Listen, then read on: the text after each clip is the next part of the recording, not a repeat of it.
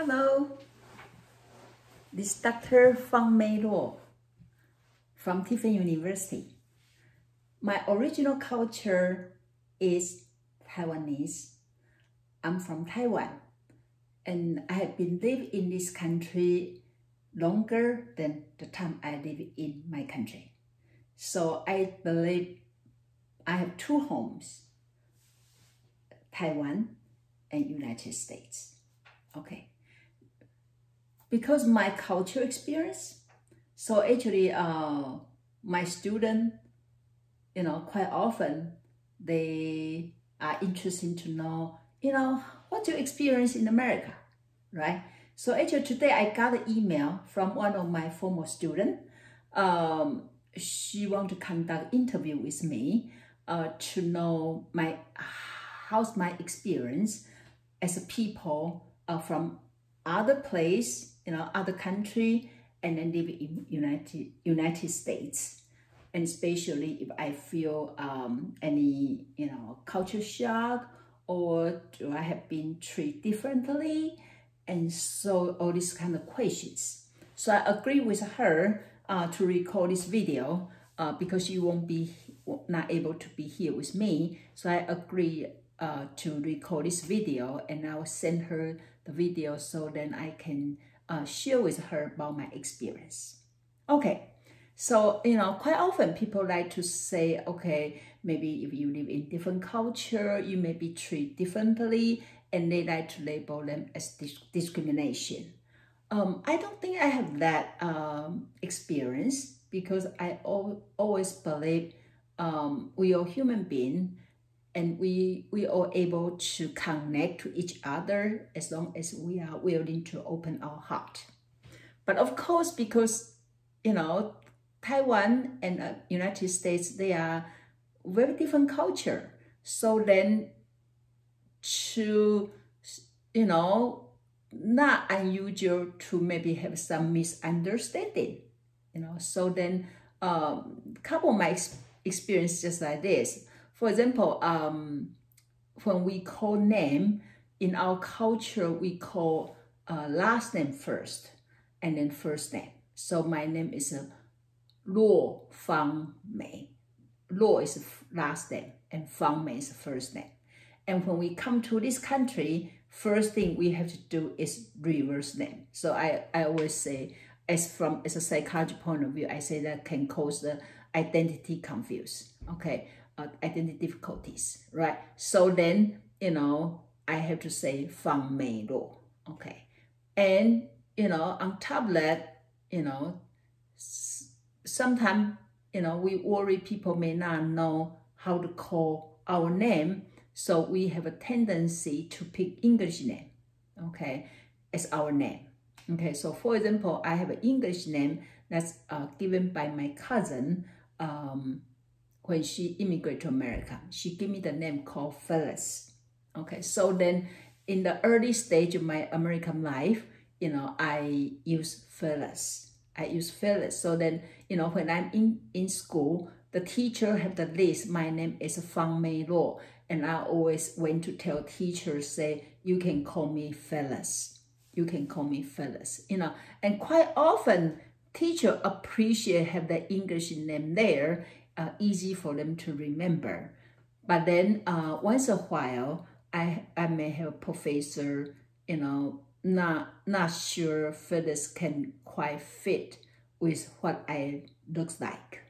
Okay, so then and also sometimes when I tell people my name, even I say in English, say my name is Phyllis.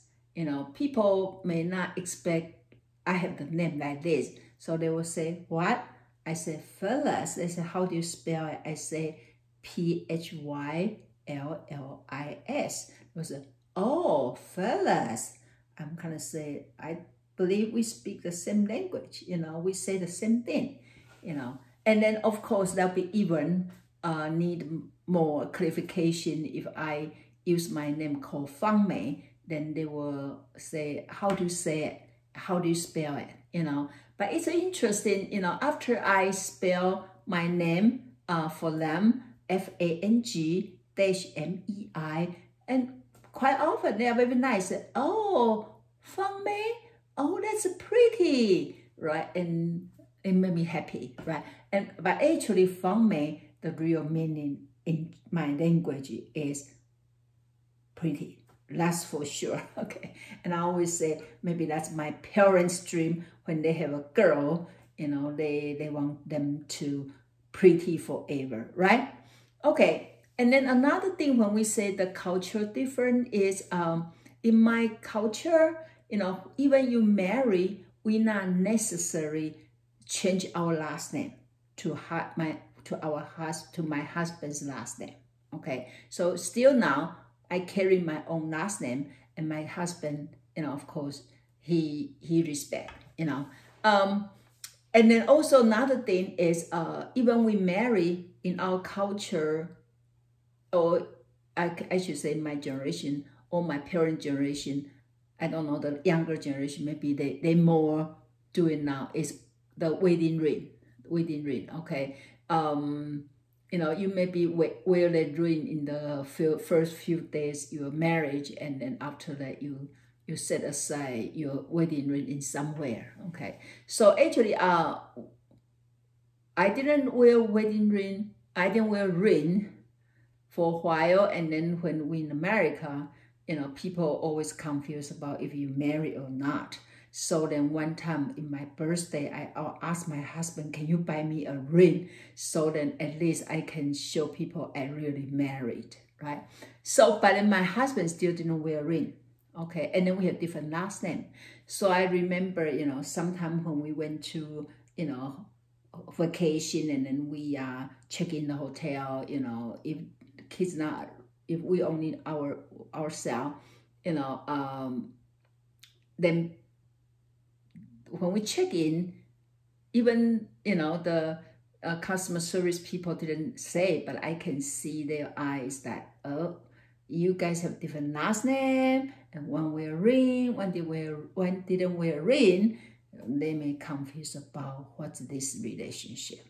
Of course, maybe, this culture, people so open, they maybe not care, but I think still, somehow people will confuse about what's this relationship, you guys different last name, okay? And then also one thing is very interesting, when we as a classmate, because we have a PhD and we have master and PhD always together, took same classes in United States, then our classmates not necessarily know our relationship. They just see we both in and out together.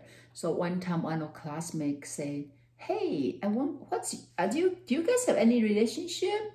And then I'm kind of joking, say, yeah, we have kids together. It's kind of like we married, right? So it's just different culture. We practice, we love each other. We practice the same in a different way, right? Just because I didn't change the last name, his last name, is not mean I love him less, right? But then also, because I carry my last name, I really appreciate it, because I really like my last name, and they just remind me who am I, and I appreciate my culture give me this, I don't want to say privilege, or they allow, women can always keep their last name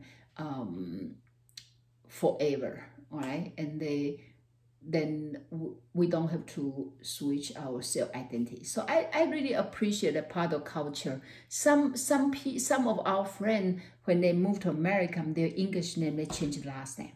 They change the last name because they say, the husband say, if you don't change the last name, they don't let you get the passport or something, but it's not true. Okay, so I really appreciate my husband let me keep the last name, and the society, my culture, allow and encourage us to be ourselves. Okay, so then another question about, do I have been treated discriminate, or difference? Actually, I get a lot of good experience here. It's not much, but I remember they have one class, the one professor, and I don't I don't believe he's discriminating me. I think mainly he didn't know how to call my name.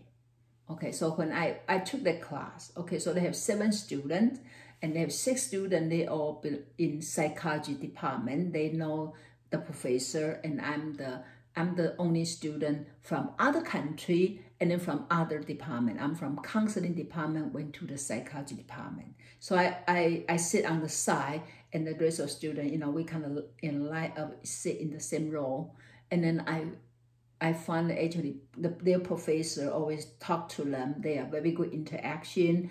But then professor, you know, if he need to ask everybody question, he usually stop, you know, before he get to me. Okay, and then after a while, I start to feel very uncomfortable, because in America, you know, participation is very important. And then if he didn't ask me question, I may not get a grade, right? So actually, sometimes when he in the class, he say, "Hey, what time is it now?" I quickly watch my watch and give him the time. Okay, so I assume that count as my participation, right? But then gradually, I decide, you know, I want to go to, you know, went to him after the class, you know, just to ask question about class material, and also share with him my appreciation for his teaching, and then my question about course material. I find actually he's very different when we interact in his office. You know, he not say, "I'm not talking to you." He's very friendly, you know. So then even the class, he still behave the same way. But because I already interact with him outside, you know, in his office, and then we already have good communication. So I worry less about, you know, if he feel I'm not really involved to the class, right? Well, so actually, when we live in, for people like you, like me, living in this country, or when you live in different culture, different country, we just need to put ourselves in other people's shoes. No, it's hard, you know, to know everything from the people, you know, they are from different culture, because first of all, you don't know their language, and you don't know their culture.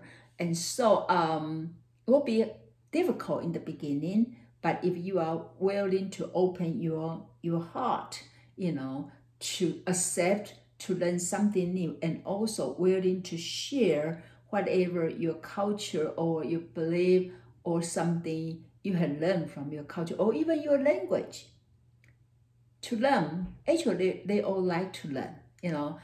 Quite often in the class, when I find my students start to get tired, I will give some example about, you know, how to say this in Mandarin Chinese, you know, how to say this in different language, or I show them some words, and I find they like to learn it. They like to learn it. So actually,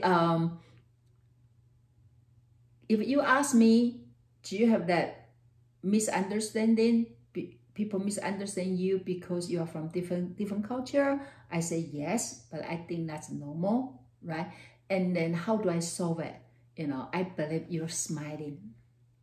I believe smiling is the best language. You know, no matter where you're from, we all have the same heart, and we have same smiling, right? So if we're willing to show our smiling, open heart to connect with each other, I believe, you know, this world will be in a better place. Okay, so thank you for listening, and then I'm glad I have this opportunity to share with you, and hopefully you find the information I share is helpful. Okay, thank you. Bye-bye.